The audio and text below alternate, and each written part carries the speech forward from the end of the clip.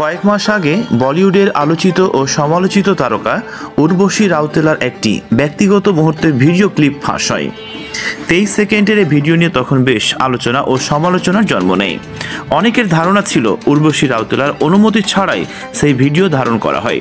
কয়েক মাসের ব্যবধানে জানা গেল তা হয়নি।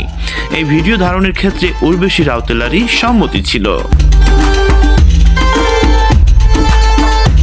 ফাঁস হওয়া সেই ভিডিও নিয়ে এবার প্রতিক্রিয়া জানালেন উর্বশী। হিন্দুস্তান টাইমসকে তিনি বলেছেন, নির্মাতারা আমার কাছে এসে কান্নাকাটি শুরু করেছিলেন। আমাদের সিনেমা নিয়ে কোনো ধরনের হাইপ নেই, আলোচনাও নেই। এই সিনেমার জন্য জমি বিক্রি করতে হয়েছে তাদের। তারা এমনটাও বলেছিলেন, সিনেমাটি নিয়ে যদি কোনো আলোচনা তৈরি করা না যায় তাহলে ঋণ পরিশোধের বিপরীতে রাস্তায় দাঁড়াতে হবে। কথা প্রসঙ্গে উর্বশী রাউতেলা বলেছেন, আমার ম্যানেজারের সঙ্গে নির্মাতারা এসে আলোচনা করেন এবং অনুমতি নেন আমাদের সিনেমার দৃশ্য এমনই ছিল, আলাদা কিছু শুটিং করিনি। এজন্যই তিনি বলেছিলেন এটি আমরা আরও আগে মুক্তি দিতে পারি কিনা, আর প্রযোজকদের কথা ভেবে প্রমোশনের জন্য এমনটা করি, যা ছিল ঘুষপেটিয়া সিনেমার দৃশ্য।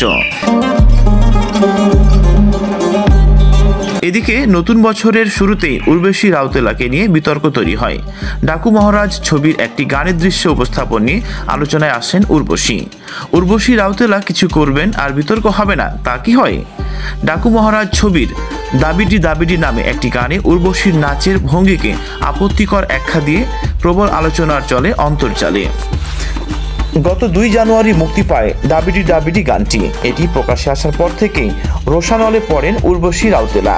2003 সালে সানি দেওয়ালের কিংস অফ দ্য গ্রেট সিনেমার হাত ধরে বলিউডে পথ চলা শুরু উর্বশী রাউতেলার। তবে তার ক্যারিয়ারের হিট ছবি সেভাবে নেই বললেই চলে।